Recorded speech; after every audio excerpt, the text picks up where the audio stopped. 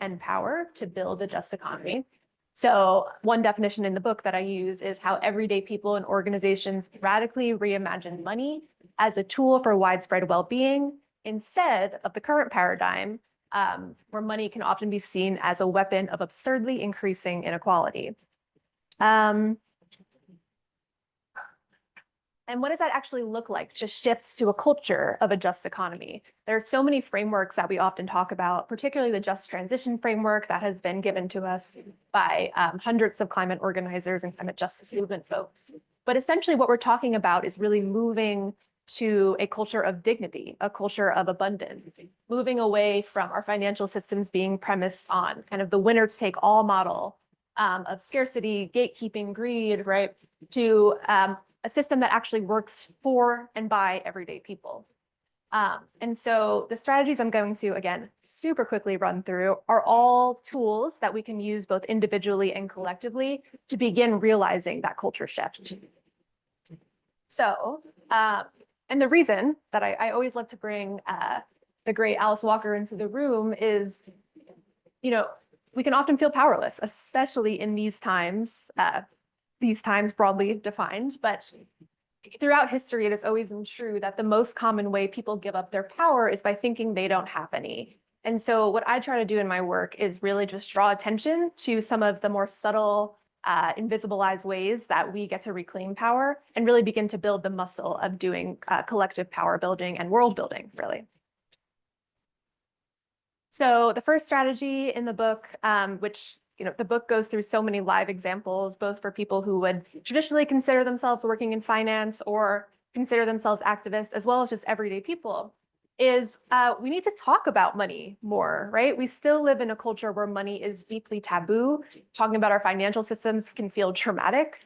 It can also feel boring or confusing or intimidating. And so a really big hallmark is just to start conversations around money so that we can decrease shame and increase discernment around our financial decisions, big and small. The next strategy in the book is banking. We talked a little bit about this last night, but banking institutions have so much power because when we put our money in the bank, it's not just sitting there, it is actively being invested into, it could be fossil fuels, private prisons, or it could be things like affordable housing, education, health.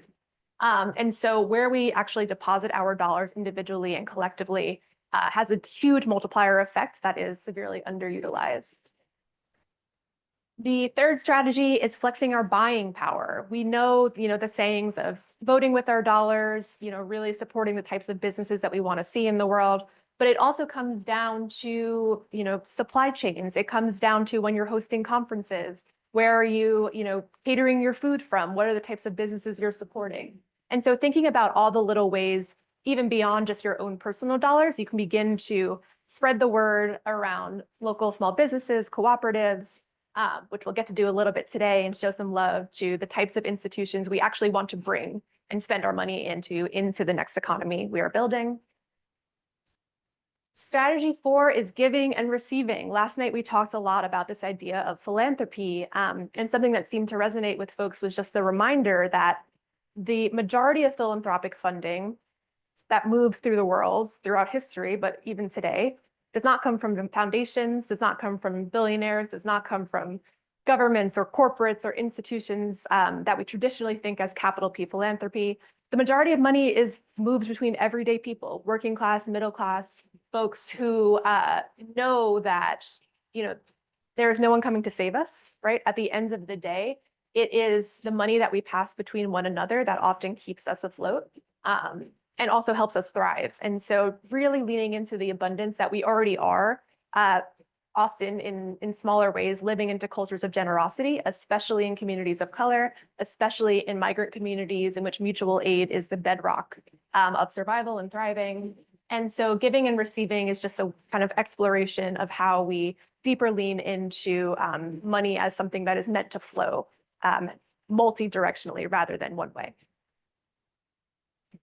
The fifth strategy is showing up for one another. In that same vein, how do we actually build systems of support that are long-lasting, that are culturally relevant? And mutual aid is a really big part of that. And so when we think about capital, the easy kind of imagery is dollars, is credit. is loans, but a really large part of capital and part of why we're doing these convenings is social capital. It's relational capital. It is the natural capital that comes with our relationships with the earth and all of the gifts we get from her.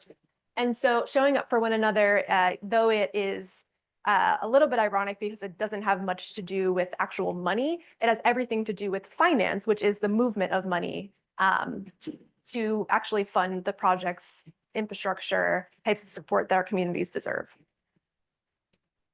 The sixth strategy is somewhere, here it is budgets. So budgets to me are moral documents. They speak to what our priorities are, what we invest in.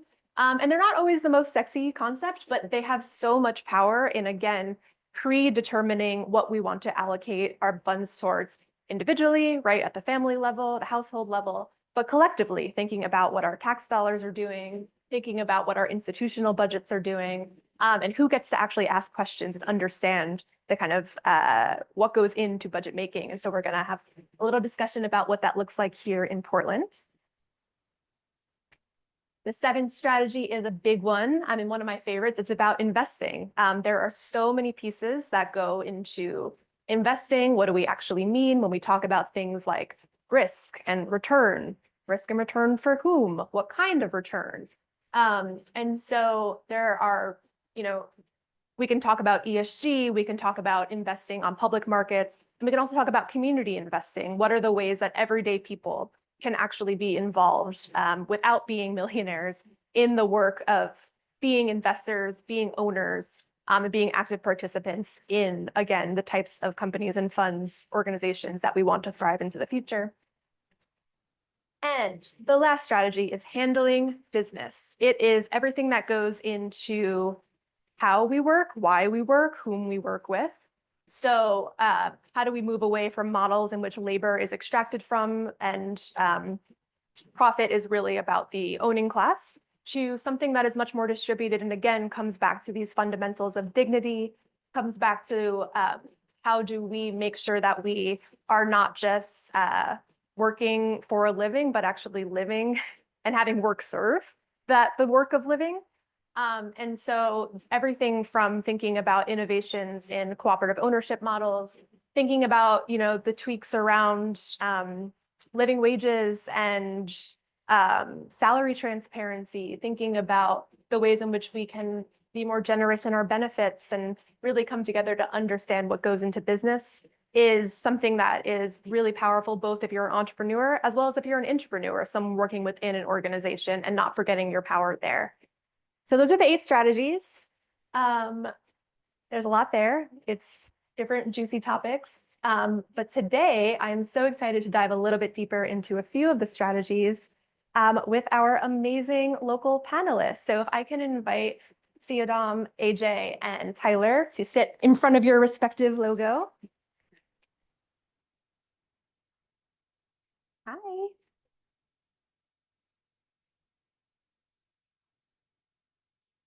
Perfect. Awesome. So thank you for being here.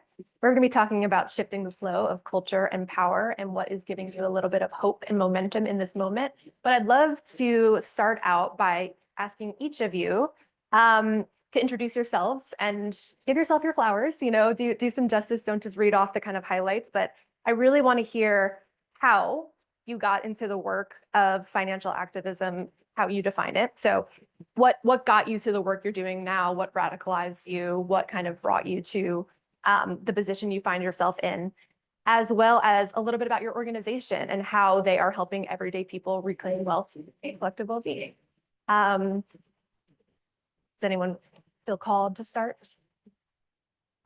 Person with the mic. Person with the mic. Okay, let's jump in. Does this work? Okay. Hi, everybody. My name is Ty. I am the Education and Programs Director with Participatory Budgeting Oregon. We are an organization here in Oregon that is focused on trying to bring participatory budgeting to Oregon. We use PB for short, so I don't trip up on the syllables. So in 2018, I went to a conference that was put on by a national PB implementer, Participatory Budgeting Project. And we had the conference at a high school in Phoenix, Arizona. The conference was Innovations in Participatory Democracy. So we got to go on the ground level and see a really cool process taking shape in a high school, PB. So what PB is, it's a democratic process where ordinary people get to have a say in how public money is spent. So in this case, it was a school-focused process where high school students were getting to decide how to spend, I think it was $50,000 of their school budget on school improvement projects. So I had never heard of this process before and was very new to it, but I got to go on this ground level and see really this shift in power dynamics where students were given the power to make like binding decisions with their school budget dollars. And so we got to learn about the process, and it was like really exciting. And I got to hear from some of the implementers. There was educators, there was city council people there, and it was a very just like collaborative process. And it was interesting to hear a lot of the teachers speak when they first came in, and when the process first came in, and they were really skeptical of it, like, oh, kids, these are kids. They're going to want like candy vending machines, and they're going to want like pizza parties and all this like frivolous things. And as the process went on, these students were giving just really, really creative and insightful and meaningful proposals for like projects that can improve their experience at school. And it was interesting too, like one project that was proposed was some of their bathrooms didn't have doors on them. So something like really simple and basic as like, hey, we don't have privacy in the bathrooms. And so getting to kind of experience that shift in power and getting to like really talk with people and seeing the impact of that, like students took like a lot of ownership over their school and were proud to be members of their communities. And then also seeing this like big collaborative process where you had small businesses and elected officials and educators and all coming together to really support this process, to really like shift the way that budgets traditionally are spent. So getting to kind of go in there and experience it. And we came back to Portland and we put on a community forum in 2018 just to kind of like get a little feel for it. Like, is Portland ready for a process like this? Is it something that might be exciting for them? So we had like a huge turnout. It was like 120 people. We had elected officials, community leaders, organizations, and really just had some dialogue around what could this look like in our city? What can it look like if we really like shift the paradigm here and really honor the expertise that our communities have. Like, I think we care so deeply about our communities and we're very, very invested in them. And in this growing age of political discourse, and I think this growing apathy, we recognize that people do care deeply about their communities, but they don't often have a way to engage with their communities. Well, there's many ways we engage with our communities, but I think PB is a really cool way where we're widening the doors of democracy and making it so it's like an accessible avenue for everyone. And yeah, you know, it's just been a really cool. I think in the next part tell a little bit more about the work that we've done. But I think it's a really cool process of us really like reclaiming and being able to exercise our power and make decisions for our communities. So Hi, my name is AJ McCreary, and I'm one of the co-founders and executive director of Equitable Giving Circle. We are a direct service nonprofit here in Portland. We are a Black-led, Black-serving organization. I am the lightest of our bunch, and that really does matter within this conversation of financial activism and privilege. And it's something that also has helped shape who I am and why I show up in a very loud, specific way. So again, I'm from Portland, Oregon. I went to Benson. I am like from here. I remember when this was a tow yard. I probably have my car towed here in high school. A car that I spent my own dollars babysitting to get. So growing up here, and in a working class family, really, as a very light-skinned Black person, has had a lot of front row seat to the harm that has happened to our community. And from a very different, just a slight different angle, right? Because people will slip up and say things in my presence or to me that is wildly inappropriate and outs them as who they are, as a villain and a monster. And I've always been aware of that, like very, very hyper aware of that. And that has informed how I've moved through the world. And then I had a kid really young in college, and that was just like a gut punch, right? Like, and a really hard experience. And that also really informed how I started thinking about money and talking about money, and pushing back of who's making decisions about money. Didn't have any power at 21 as a single mom, still in school, didn't make good money. I got a break though in my late 20s where I got in at a development firm and learned everything. I got a crash course on roads, airports, and bridges. I got to work on the proposal for the New Orleans airport build. Was a huge part of that in research, writing, and pushing for like forward-thinking things. There's some very intentional climate things in that in New Orleans and Louisiana, that's a big fight, right? Like no one cares about, the people care about that, but those in power don't care about it. You wouldn't see a foundation do what Myers did in terms of being intentional about, a climate-oriented building, or leaning in with a Black-led developer and saying, how can we be intentional? So, but I learned a lot there. I asked questions. I was sent out into the sticks. I learned a lot. And I learned a lot about how folks were using money, who was getting money, who was harmed. And as a person who is always asking questions, I asked questions everywhere. So my coworkers hated me because I was like, I have 106 questions, and who can say they answer them? I was always emailing questions and reading. And one time my boss said, "You actually read all this stuff? Like these hundreds of pages?" And I was like, I thought that's what I was supposed to be doing. But that informed my questions and also my understanding of who is being harmed in development and excluded. And when I moved back to Portland for family reasons and was trying to figure out what I wanted to do, I didn't end up finding the kinds of roles that resonated with me or individuals who were going to allow me to be intentional about my work. So when I first moved back, which was like almost 10 years ago, it was a rough experience. And I really was hating Portland, which made me lean into finding people who I was value aligned with and really intentional about the kind of work that I was taking. And so my dad will tell you, I don't know what she was doing.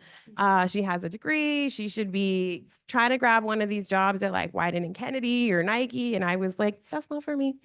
And really intentionally wanting to use my skills in community. It took me a little while to find my footing, and also a really amazing introduction to my co-founder, Lillian Green, who's also from Portland. An elder introduced and said, you know what, the two of y'all would get into really good trouble. Y'all need to be friends. We started talking and haven't stopped since. And we, in our talking, started to say what we didn't like about around like access and support around money in the community. And I had participated in a local giving circle that wasn't for me, and was talking to one of my debutante advisors. What if we created a giving circle that was for us, by us, and was intentional? And she was like, AJ, if anyone's gonna do it in Portland, it's gonna be you. And so I really leaned into, and if you don't know about La Femmes Debs, is a finishing program for young Black girls here in Portland, and the sole reason I went to college. There's one of my sisters over there. Hey. And so Miss Renee kept telling me, keep thinking about this, keep looking into this. And so Lillian and I really did, and we rallied additional people to support us and to create a giving circle. So right before COVID, we were starting to plan and figure out and try to massage what could we build in a way that is really thoughtful to our community, that's uplifting Black and brown women, and our community, right? It's Black and brown women who show up for everything, who are always carrying the load, who are always doing this. So how can we create something that reflects back in a way that also impacts us? And that's how EGC was born. COVID happened, and we were originally kind of thinking about this as an after-school program, and then we were like, we got to do more, we got to lean in harder. And so we started raising money because I had pitched that we should buy CSA boxes from local Black and brown farmers and give them away to Black and brown community members, to families that were about to be facing major food insecurities. And I have a soft spot for farmers because they're awesome and they feed us. And my favorite Black icon is Dr. Booker T. Watley, who is the Black man who coined the term CSA, a community-supported agriculture, which revolutionized food access in the late 60s and early 70s. So we started this program. The community responded. In a first week, we raised $35,000, which for a concept, nothing was proven. This was just like, y'all, I want to do this thing and it's going to cost some money. And the community was like, you know what? I'm going to put 10 on it. I'm going to put 35 on it. I'm going to put 500 on it. People showed up. It was amazing. And from there, we doubled down. That's why I do not go to Vegas, because I was like, these are some good odds. Double down. Lillian was like, AJ, no, no, no, no. And I was like, I think that we have to listen to the community. I think that the community wants us. The community is listening. I think that we have the opportunity to lean in. And so we did. And we leaned in hard and we raised a ton of money. Within the third month of raising money, we had already raised about $600,000. And so it was booming. Yeah. From there, we started to use this money to feed our community, to build programming for our community, to pump out resources like our holiday extravaganza, our end of the year celebration. We put out over $100,000 of practical resources for about 500 families. So diapers, toys, because toys are developmental and important for learning, books, household products, toiletries, hair care products, all kinds of stuff, socks, because practical resources are really part of making our community, whole and being able to function. But our resources are also, food. We're consistent with our food access. We feed 400 families a week through our 2 food programs with food that we buy from local Black and brown farmers. Being intentional about our where and how we're spending our money is a big part of this work too, and teaching our community and bringing them along. What I've learned in development is we are often excluded as Black people, as brown people, as women, as people who do not have financial wealth or access. But it is us regular small people out here in community who share a lot and care a lot. And that is what inspires me and the reason why I show up and do this work. There's also just not a lot of us that are Black and brown that are in the space of development, and not a lot of us that are comfortable being loud. And because my Black aunties intentionally poured into me that you are part of us, you are us, and you get to use your privilege to be loud on our behalf, I use that as my purpose every single day. And that is, why I'm here and super honored. If you haven't read the book, you really should, because it is a really good invitation into this work.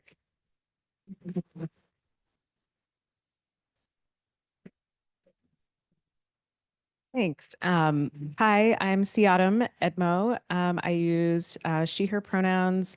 I'm Shoshone Bannock, Nez Perce, and Yakima. And I think I'll share a little bit about my personal money story a little bit, and then how I got into activism on the money front. So also my own home community is about just 90 miles east of here. So also really from here. Celilo is one of the, if you don't know, how did folks go to the symphony this weekend? Okay, yay. There was a beautiful production that featured my father, who's a poet. His name is Ed. He taught in a lot of schools here locally. He was a storyteller. So those of you who are from here probably remember seeing him in elementary school. And he had the opportunity this weekend to share some of his poetry with a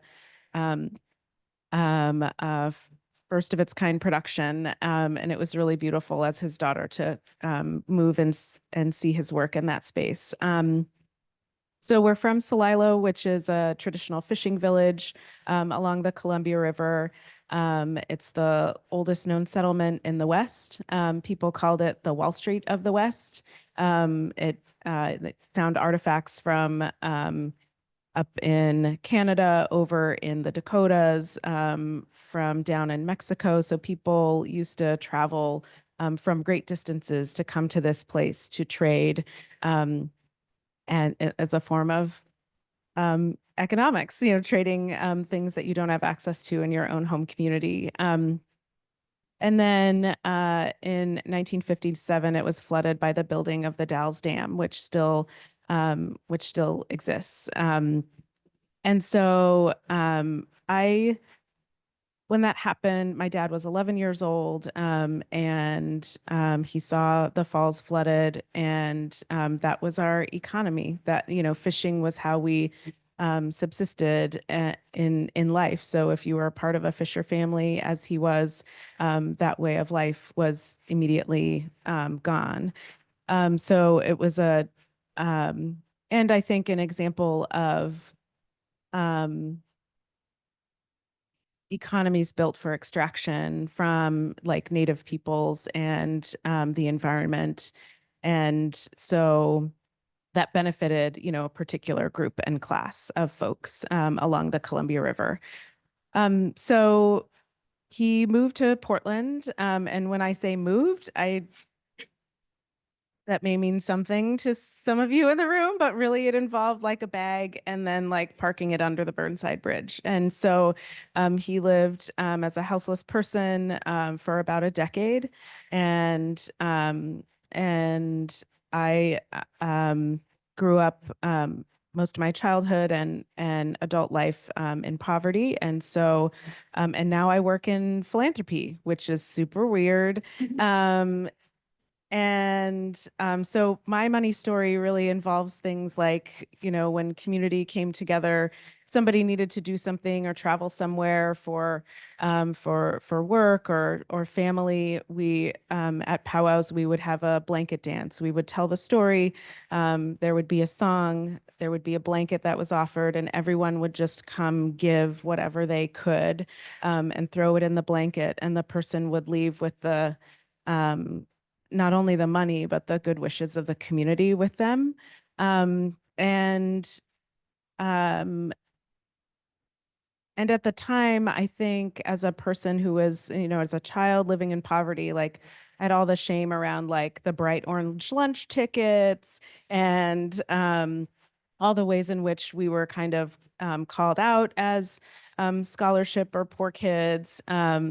So I had some of that inherited shame around money and talking about money, but I also had a family who was very much open and wanting to be open about like, okay, here's what we've got. How do we get all our brains together? Like, what do we?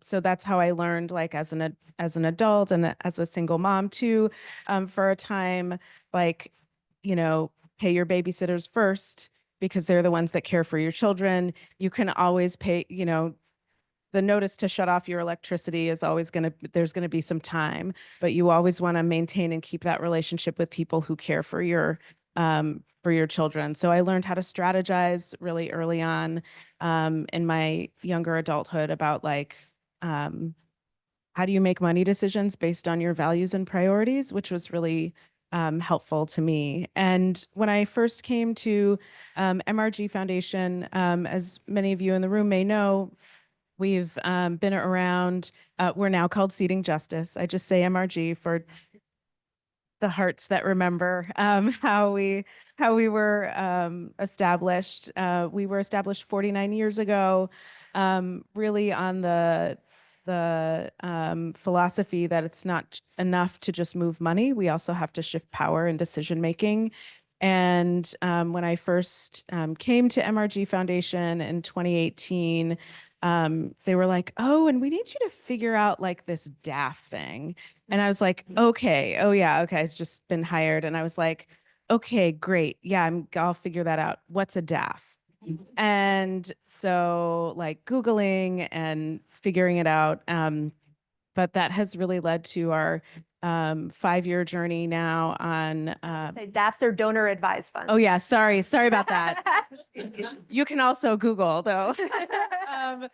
But an organization that's predicated on moving money and shifting power DAFs have been around for 100 years. They just celebrated whatever their 100-year birthday last year as a philanthropic tool. And I'm here to say I don't know that they've really changed the face of philanthropy in ways that that community would like and really envision.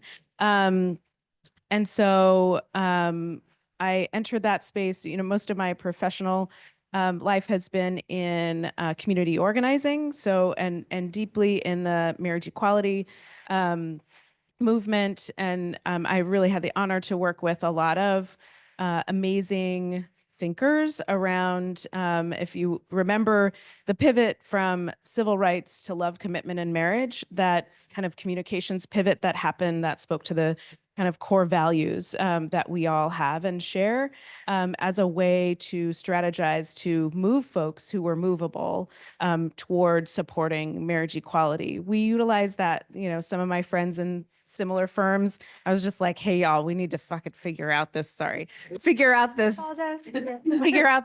situation. And so they were like, okay. So we had some focus groups and learned a lot and gained a lot of insight into the structure that we built for donor and movement funds at Seeding Justice, then did a secondary analysis to look at donor motivations. And then we've been quietly working over the last 2 years to launch a web portal, which just opened in December. So yeah, happy to share more later, but I really just fell into it because it was assigned to me. But I really love it. And I'm excited to talk about how we've evolved.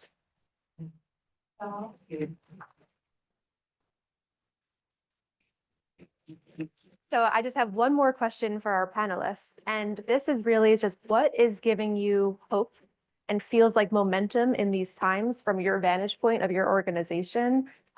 What are you excited about that is strengthening the local, if you want to call it solidarity economy, justice economy, next economy that we're building? And how can people in this room support that momentum? Great question. And I think for me in my organization, so we see as budgets are the main way governments exercise their power. The traditional way of public budgeting, which second is not a sexy thing to talk about, is that we have our elected officials, but then we have a whole group of public administrators who we have no decision making, deciding who. Small groups of people make these decisions that impact hundreds of thousands and millions of people. We call it democracy. And then we call it democracy. So we exist under the broader umbrella of participatory democracy, and really looking to make democracy a contact sport and make it so we all have a mechanism for us to exercise our power. I appreciated the quote earlier of the best way to give up power is thinking we have no power. And we really recognize that communities have so much knowledge and expertise over what is needed in their communities to thrive.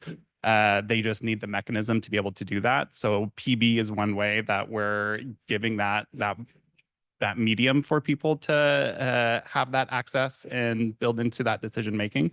And we launched Oregon's first PB process in 2021, Youth Voice, Youth Vote. It was a youth-focused process. We had over $500,000 invested from the Oregon legislator in East Multnomah County and North Clackamas. And those were ARPA funds, so American Rescue Plan Act, so COVID recovery. And we gathered a small diverse group of youth. We had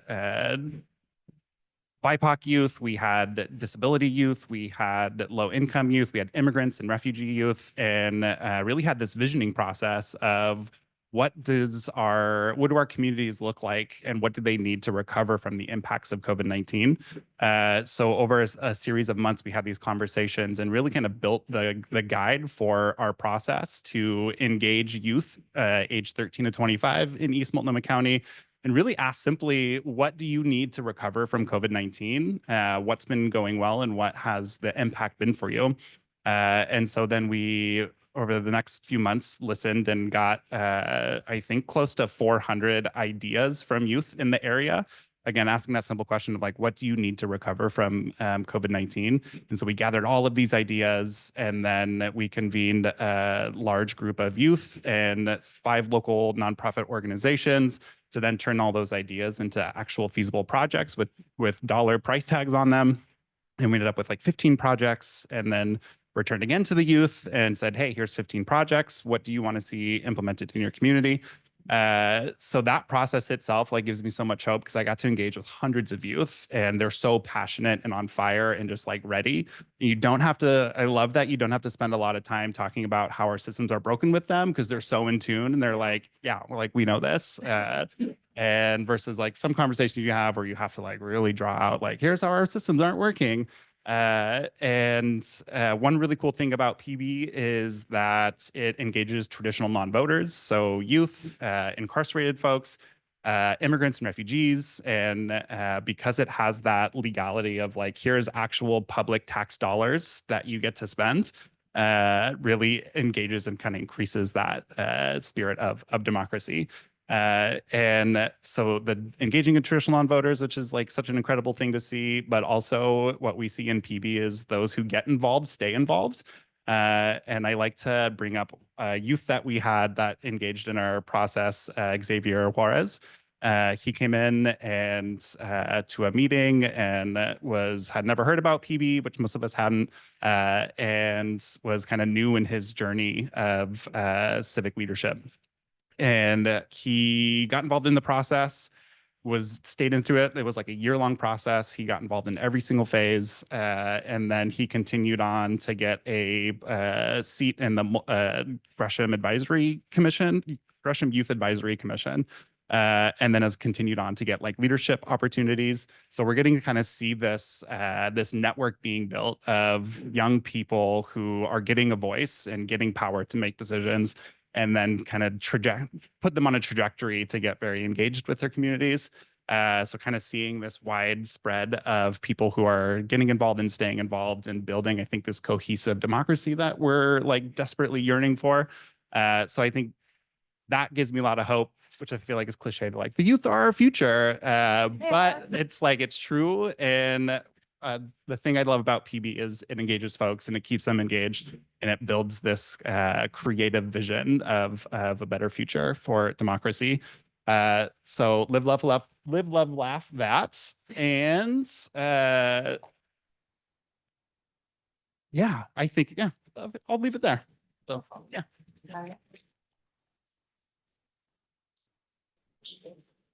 What is giving me hope in this moment? I say both our youth and our elders. I get to work with a small assortment of youth in different ways, and the questions that they ask, the way that they're thinking, the way that they're connecting the dots, is really inspiring. I got to go to the school board meeting last night with my bonus kid and his partner, and they're in their early 20s. And just the way that they're talking, I find really inspiring. The way that they are making commitments to be engaged as young 20-year-olds, like not tons of, that's not the audience you think is going to show up at a school board, 20-year-olds who do not have children.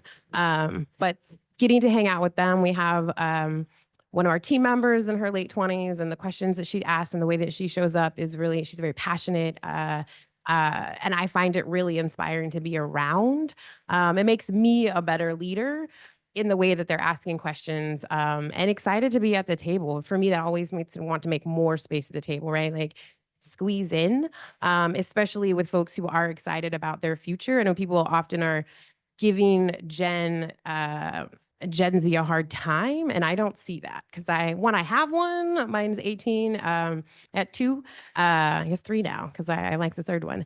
But they really inspire me, and just they're fighting for their future, and I think that is really beautiful, and they're much more informed than folks are giving them credit. And I see that's the way that boomers talked about millennials and still do, as if we're still 20.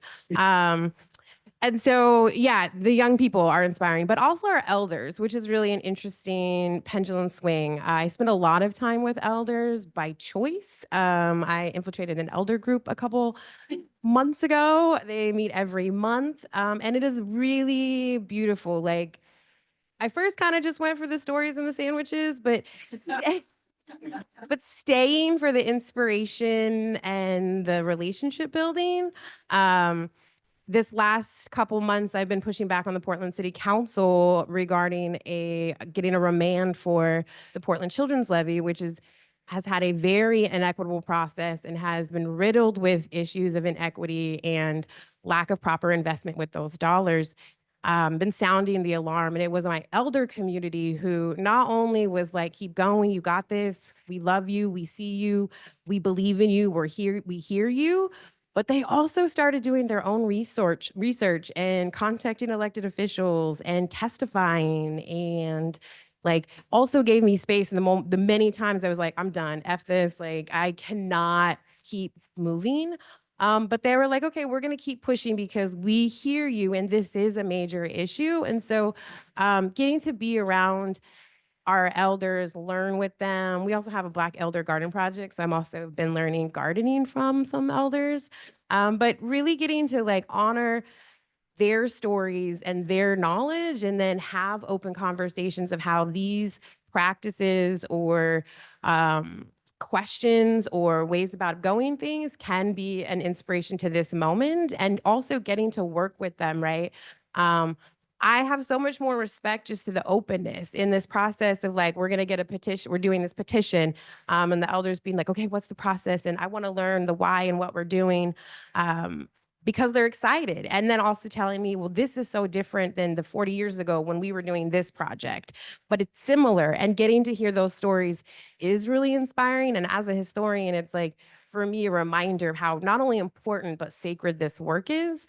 Not just in this moment because we're fighting for democracy and for liberation for everybody, but because these stories are sacred and the resistance that our elders have had and their care for the community in the ugliest moments is really inspiring. So being able to be around that, hold those stories, ask questions, lean in, and even be nourished by them, right? Like it is really encouraging when I'm done with the day and here comes an elder being like, well, I'm gonna sit with you and we can talk about nothing or everything. And they have, the wisdom of so many years and experience of seeing so much. So that is keeping me inspired, and really important for us to like keep this fight going because their legacy and their work is really important.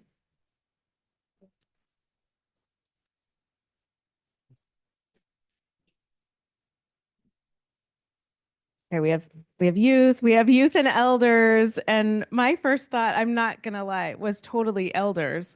So I feel like we're following this like living progression. And I think as I alluded to in my introduction, I get my father's a traditional storyteller. And when I was younger, I used to think and believe like, oh, storytellers, it's just about telling the story and other people hearing it. But as I got older, I realized, it's not, it's more about being able to tell the story, hear the story, and then apply it to your life and in whatever form, because that's what they are. They're teaching tools, not unlike the Bible and other sacred texts. They're just not written. They're oral. And when I was younger, I had the opportunity to dance with a local leader named Bobby Felder, who always taught me to listen. And he would point to his eyes and he would point to his body as a way to listen. And I think right now I'm listening to like the lessons that and it may just be listen, I'm a middle-aged lady, so it may just be like where I'm at in life, but like, listening to my parents, my grandparents, although they're gone, who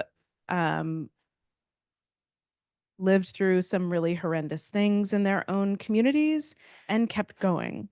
That is the part that I'm like, damn, how did they have that inside them, like in there? This, like, it's not really a drive. I don't think. It's just a kind of compelling hope to wake up and try the next day. Like, okay, it's graduation season, so bear with me. I'm getting emotional, but my grandmother always described to me like the worst day in her life, and which was like my dad had a lot of cavities, and she took him drove him up to Yakima to the Cushman Indian Hospital, and his teeth were pulled without the use of any Novocaine. And she always, till the day she passed on, had said that was the worst day in her life. And as a mom now with 3 children, I was like, oh my gosh, yes, like that would totally be. But then she woke up the next day. She had more children. She kept going. And I didn't know her for very long in my life. She passed away, but like reminding myself of the story, the hope, that, how do I do this every day with everything happening in the world? Like, looking back is actually giving me a great deal of hope and meaning right now. And I'm an imperfect human working in this field that I don't completely understand or have a lot of experience in.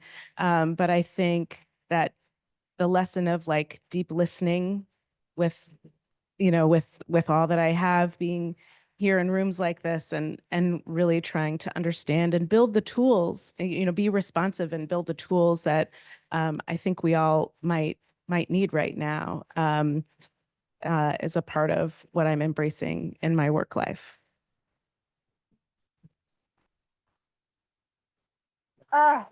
So thank you 3 for sharing your wealth of knowledge, experiences, stories, family members. These 3 leaders are experts in their own realities, their own vantage points, but all of you are also experts, right, in your own lived realities. At Powell's yesterday, we talked about the power of really understanding our own financial, economic positionality, and also understanding the ways that we can shift money and power are deeply personal. And so we're going to turn the lens over to y'all. And as a little warm up for, we didn't preview, but we're going to be having a game with prizes involved. But before that, just to get us practicing a little bit in this work of connecting and gathering, is I'm going to ask you to turn to a partner. And we are going for, let's do 2 minutes each, and I'll have a little bell, and it'll be exactly 2 minutes each, because time is a form of capital and time is a justice issue. So we want to make sure it is shared equitably. We're going to explore this question. Dun, dun, dun. What is one action you can commit to in the next week to shift the flow of money and power exactly where you are? So not aspirationally, when I'm a millionaire, I'm going to donate this much, right? Or not aspirationally like, oh, when I get this, this, and this together, I'm going to, participate in my local city council. Think about realistically, where are you right now? Maybe it looks like I'm going to learn more about one of the organizations here because they sparked this thought for me. Maybe it looks like I'm going to, instead of going to, what do y'all have here? Chipotle for dinner, I'm going to go to this local, migrant run community business that is really showing up and investing in community that I want to invest back into and treat my family to some good tacos tonight. Maybe it looks like, you know what, I'm gonna practice asking for that raise that I know that I deserve. There's no right answers. It's just an experiment and just a practice. So let's give it a try. Like I said, I'm gonna have a little bell for 2 minutes each. Turn to a partner next to you, introduce yourself, where you're coming from, and we'll call back after that. Cool.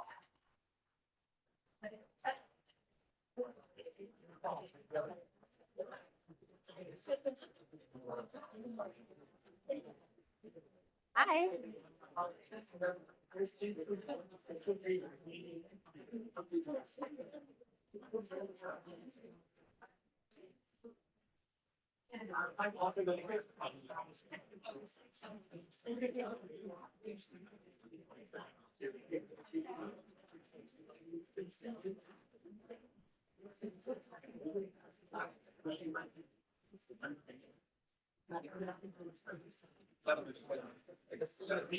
Yeah.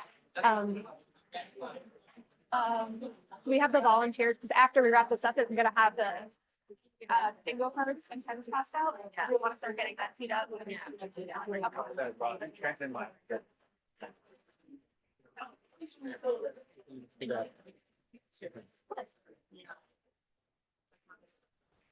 Yes, yes, that'll be like the part of the wrap up for that 8.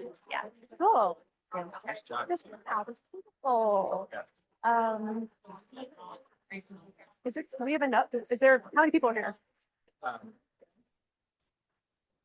We have 7 of them, right? Yes, So, I'll pull this out. I'll actually, Just do that now.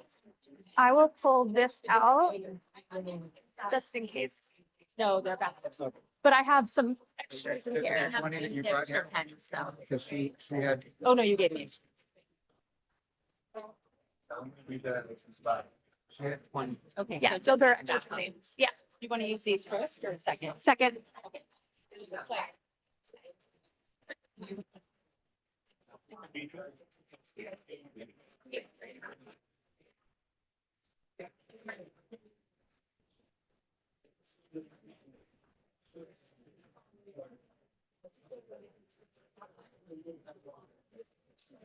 All right.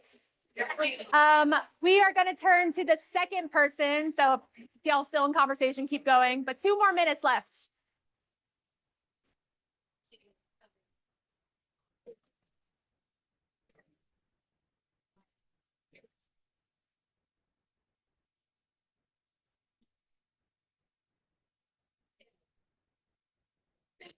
Oh. In case you didn't hear, we're switching partners. Thank you, Anule.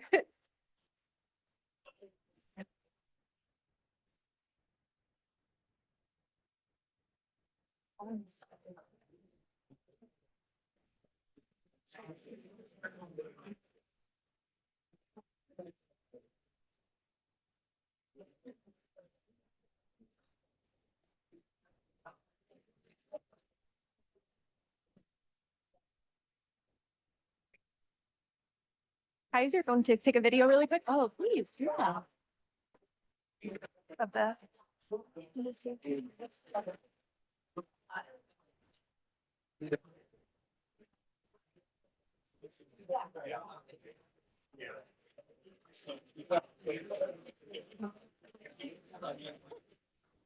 Yes.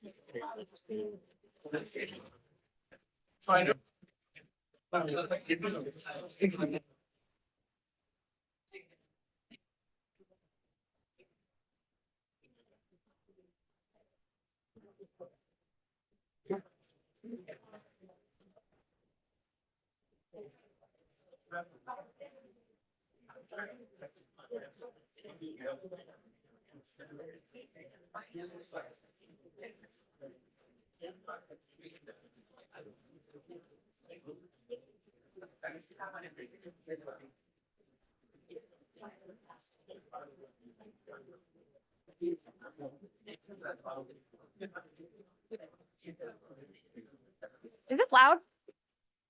Okay. All right. We're going to turn back. Thank your partners.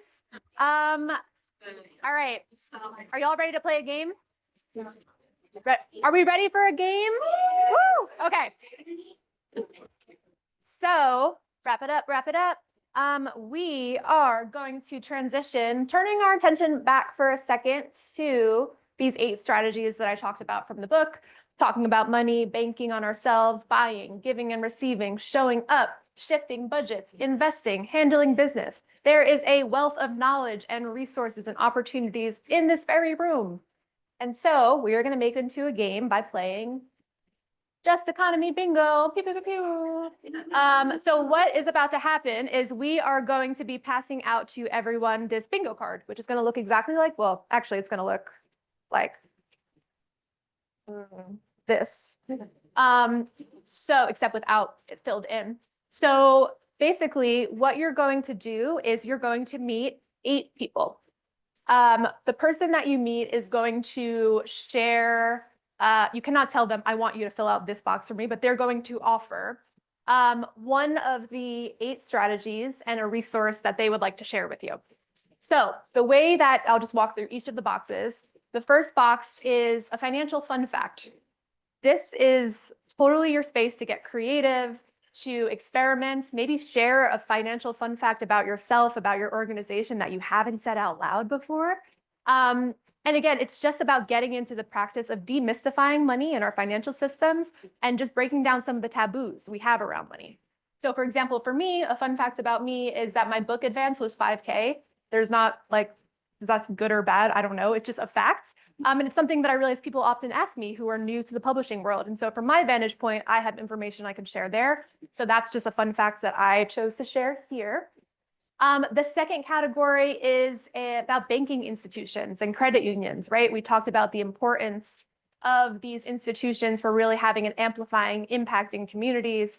So whether you are currently a member of a bank or financial institution that you think is doing really great work, or if there's one that you heard about that you've been meaning to open an account at, you can share that with other folks so that people are getting a more robust list of what are the local, or it could be national, financial institutions, banks that are investing in community. And we might have some reps in the room with us right now. The third one is around buying. And I meant to update this to a local example. This is from when I was in Brooklyn a few weeks ago. But a favorite local small business or cooperative that you enjoy supporting, that you want to show some love to and give some shout outs to. This is our opportunity to start mapping the types of businesses, again, that we want to see thrive. The fourth one is giving and receiving. What is the last reason you donated? For me, it was funeral costs for a friend's family member. Coming back to the idea that so many of us are showing up for one another in philanthropic ways that don't get codified or tax benefits as philanthropy, like through GoFundMe pages or through cash. And so, share just the last reason you donated. If it's a specific organization, you can name that. But again, just to practice kind of naming the reality that we already are, a generous community. And that shows up in different ways. The fifth one of showing up a little bit later than a funeral cost is, for me, a form of mutual aid I so appreciate is dog sitting. When I am on the road on this book tour, dogs are expensive, y'all. And, just having, whether it's childcare or having folks step in to meet some of those needs, whether it's, again, about, food or basic needs, being able to rely on one another outside of just the purely financial transactions. I'm talking about the relationships. The sixth is a budget change that you would like to see in your community, Portland or your broader community. So for me, I'm coming from Oakland, and we desperately need more support for our small businesses that make up the culture and fabric of our community. So that's something that I would like to see more dollars allocated towards at the governmental level. 7 is an investment. So an investment that you are proud to have made. And it could be, again, it's your reason.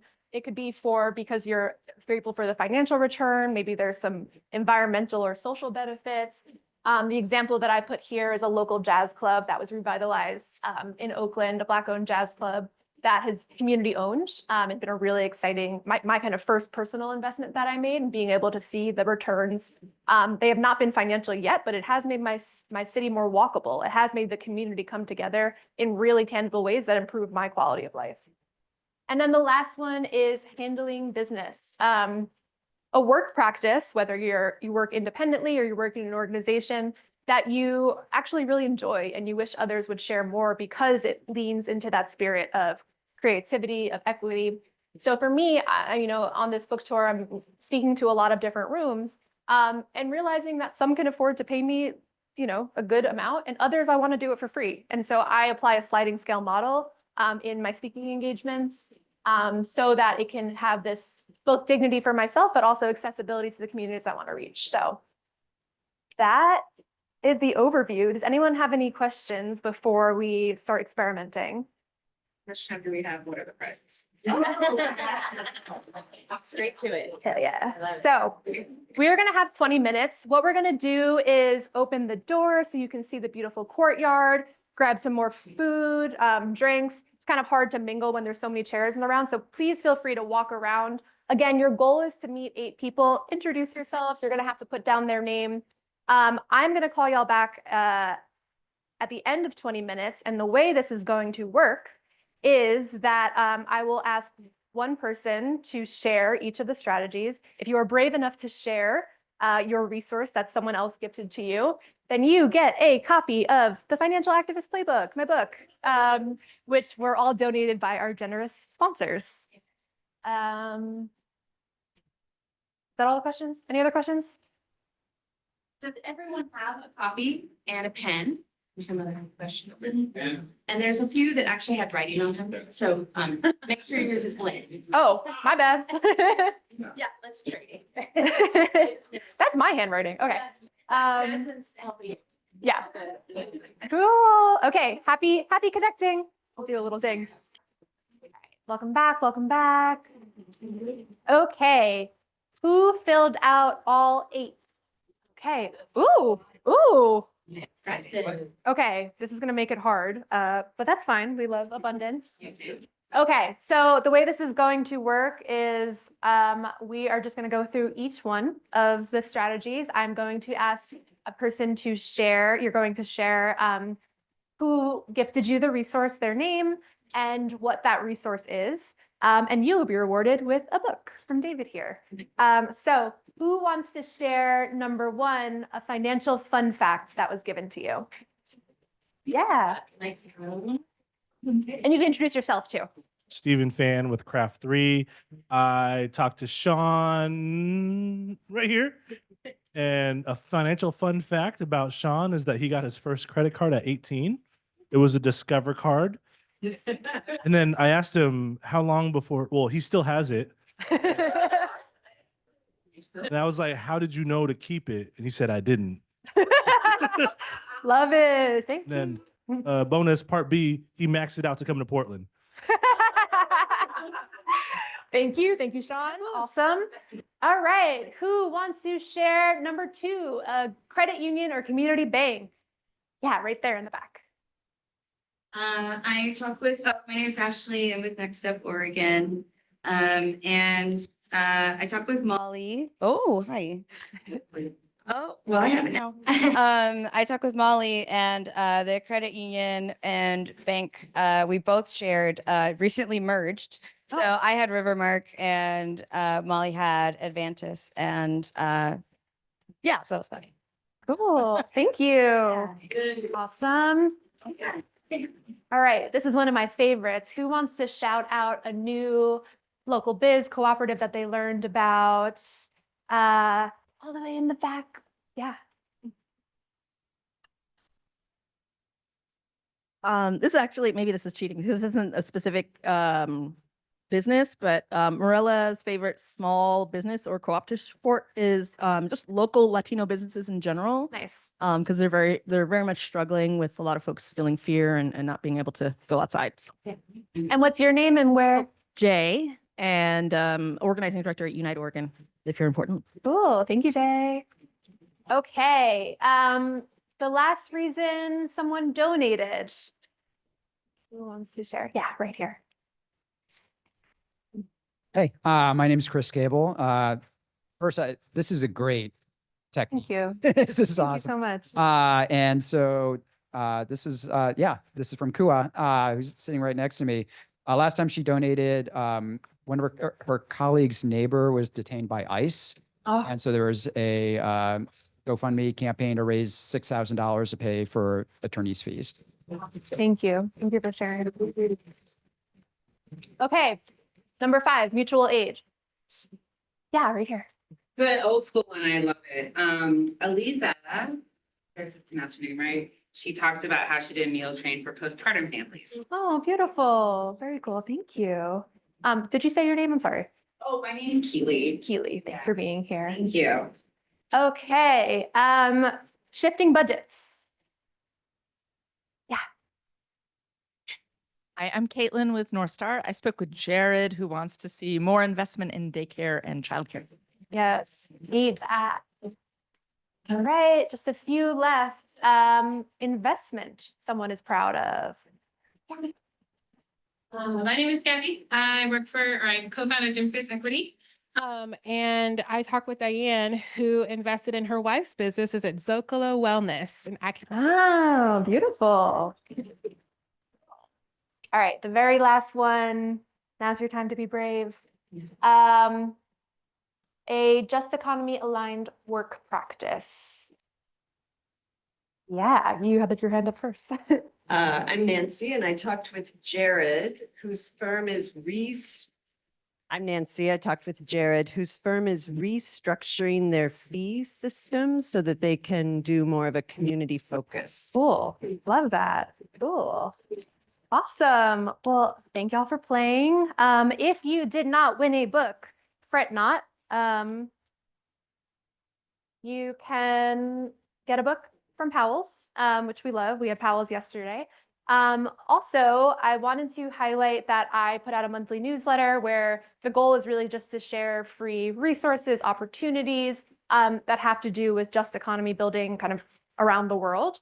But that's a place where I also, when you sign up, will get a free copy, not of the physical book, but of all of the activities and exercises. There's like 80 plus prompts in the book that are really designed for personal use as well as book clubs, conversation pieces. And so when you sign up for the newsletter, you get a PDF of the discussion guide zine that my cousin made. I'm very proud of it. It's very cute. And yeah, also just a way to stay connected, to plug in with me. I am going to turn it over here to Dara, but I just wanted to say thank you so much again for the energy that you've brought, for connecting with one another, for our amazing panelists. Give them a hand again. And yeah, I'm going to pass it back to you. Yeah, one more round of applause, please, for Jasmine, who came joining us from Oakland, Anjali, and our really inspirational panelists, Tyler, AJ, and Siatam. Thank you so much for joining us today. Really amazing. And I think I'll just, I'll close. So I'm Dara Westling, for those of you that I haven't met yet. And David mentioned in the beginning that we, with a number of others here, have organized last night and today as part of really, well, both we wanted to share with the world the wisdom in this book that Jasmine's published. And I really hope that if you didn't get it today, that you will get it, because I've read it multiple times. And also that David and I were also excited to use this opportunity to like relaunch something that we were doing starting back in 2019 called Oregon Impact Capital.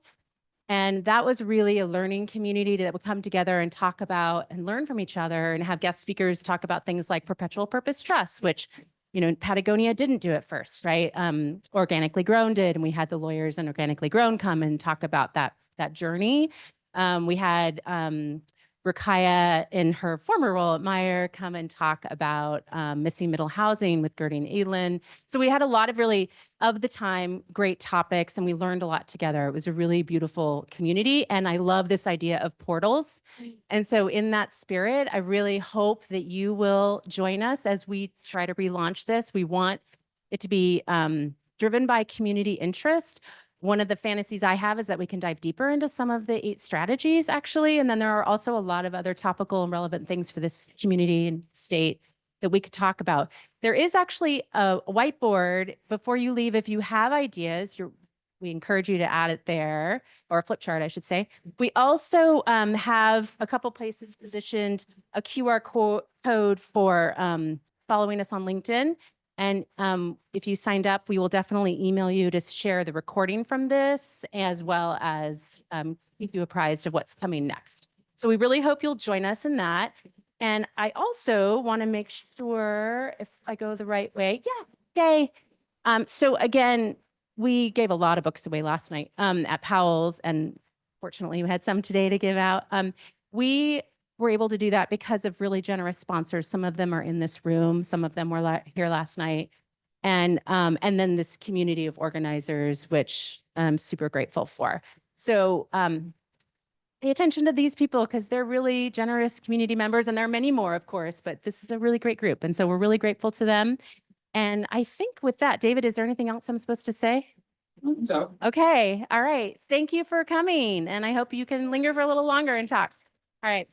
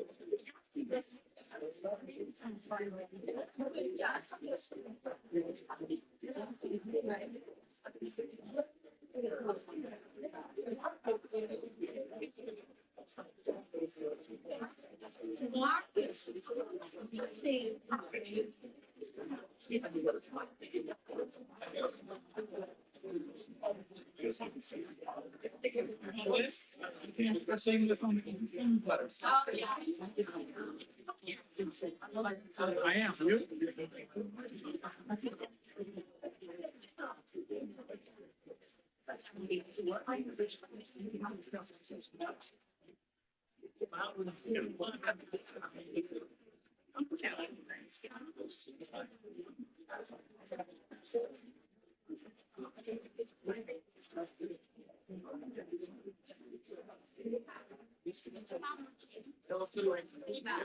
I think there's a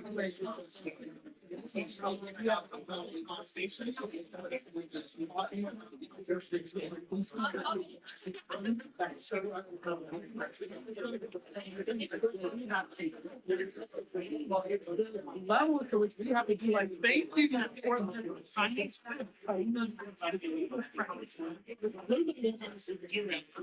so they will be up on our partners for the next bit of I did it a same gig. And we got me I was gonna something.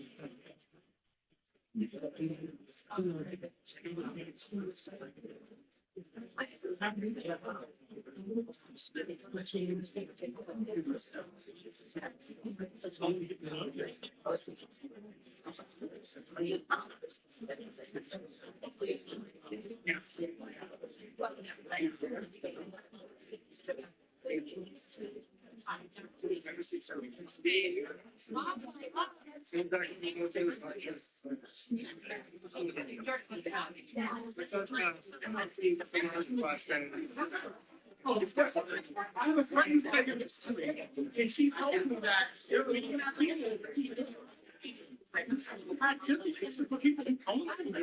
And they work really well.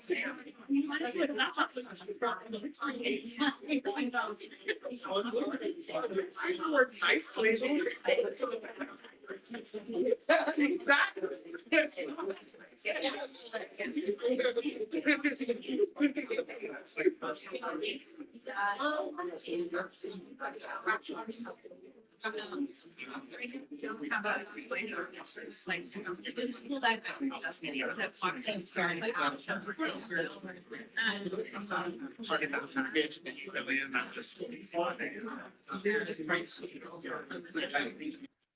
Friends that are still here, I'm sorry to interrupt your conversation.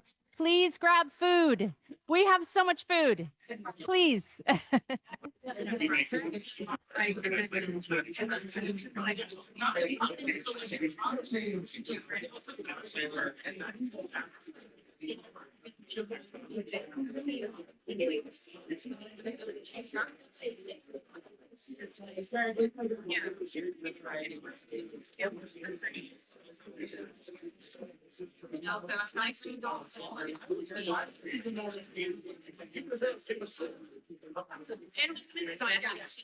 No, and I'm gonna tell my team members, when they ask, say no. Straight up say no. No, give them time out. They can keep pauses. They can say, we need a minute. I'm good. I don't ask me for shit this up. Don't ask me for fucking shit about this. I'll work this great thing out. No, no, you're not even actually paying.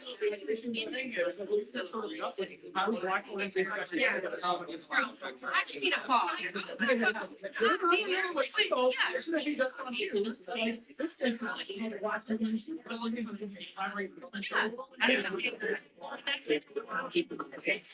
Yeah, that's yeah,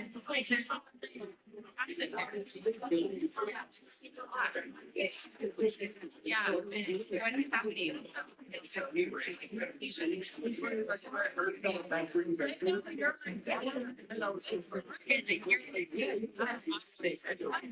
Yeah, I'm so glad I was. I wasn't telling folks. Right, you guys didn't like it. I got them on this.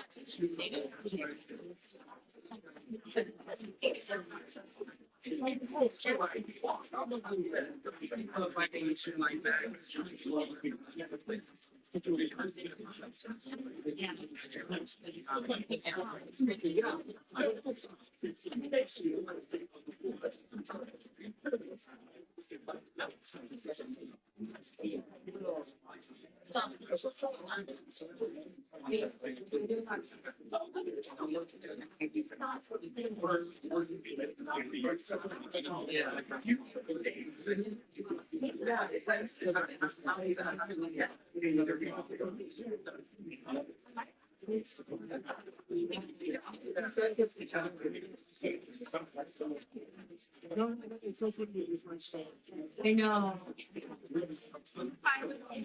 He's lying straight to. Big future airline.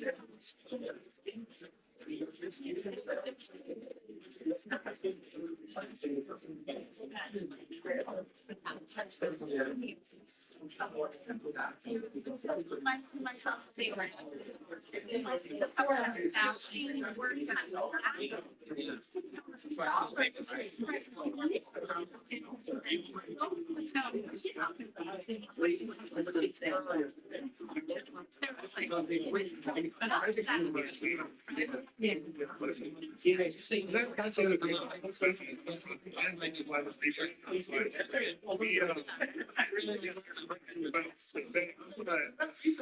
We are trying to target some.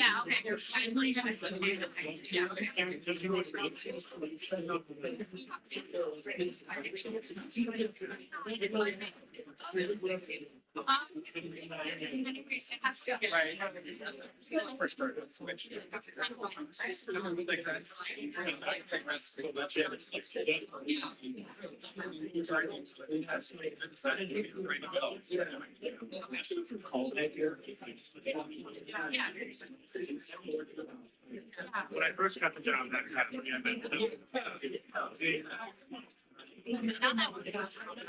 Yeah. Yeah.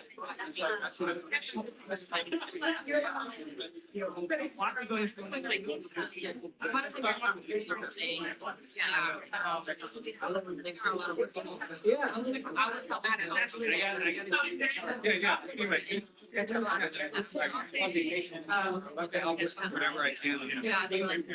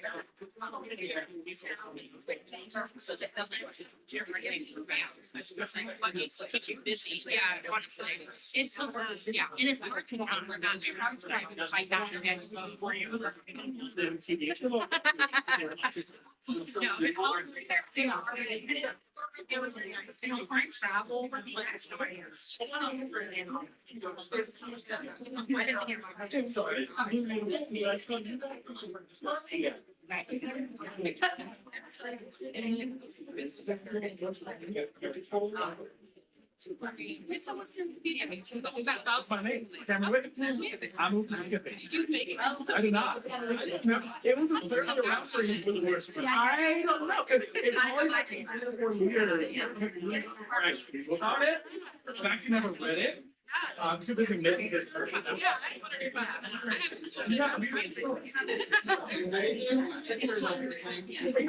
Character. I'm from here too. No. I love this. I'm from here. A woman named Allison. But there we go. I'm from Virginia. Oh, cool. That's awesome. My partner is in yeah, it's like, where are you now? Yeah, it's a cool area. Yeah, okay, good.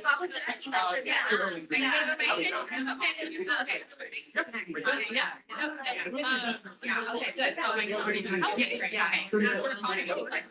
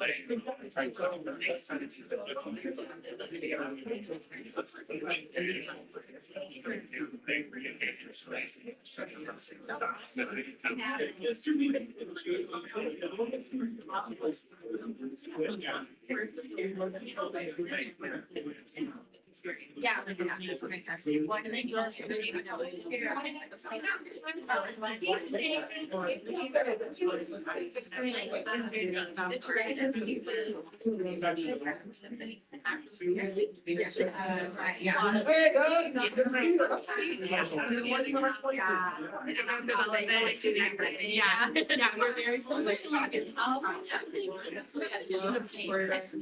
We're very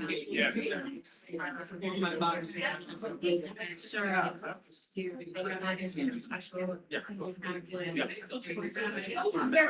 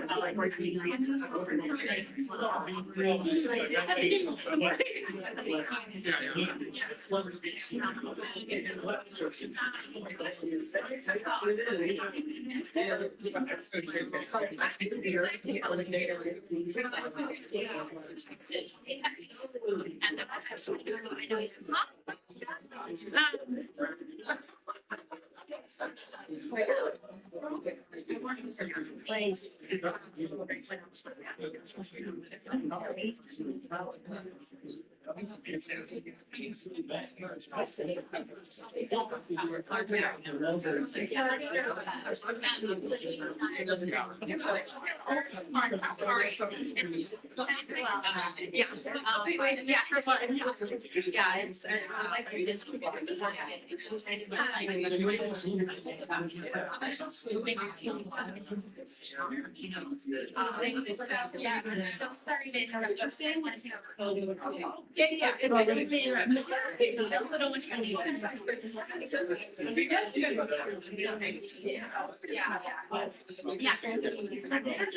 Are you standing up next to you? That's all we can do. I'm gonna look here.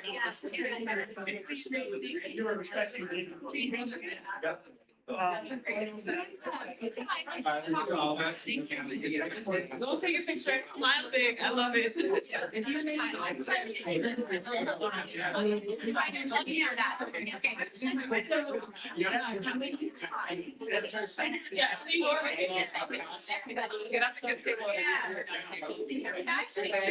you don't want to black either. Yeah, the colors, you know, the colors.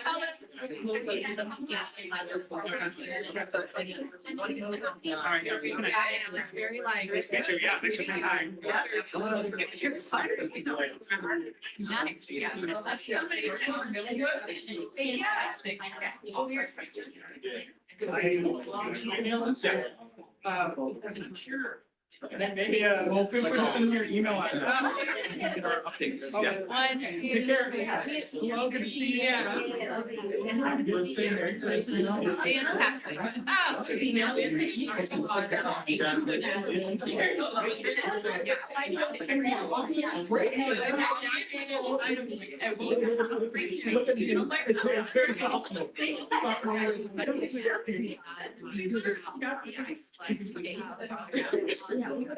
I can see you with a team, those magazine collage.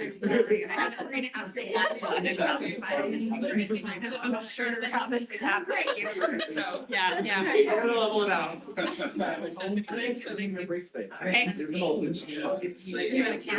And then anyone with organizers. Yeah, thanks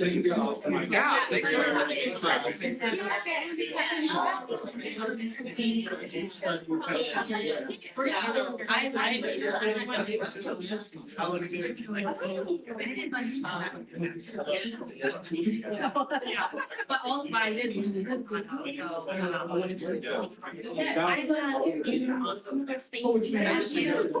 Okay, so,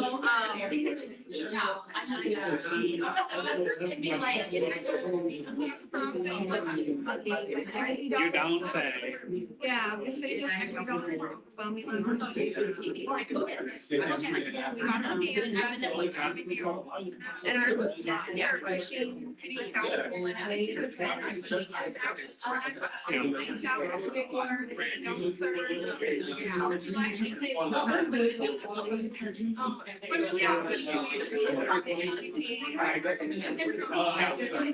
and people don't know and they're getting it. Yeah. Trying to figure out the next couple months. Yeah, do you want me to follow up? I mean, like the process that you guys have done, one of my goals. I was looking like doing it. Yeah. I was looking at an hour, I get something, I know, and then I didn't. Yeah, your meeting, that's what we were talking about. I'm close to that. It's a great one.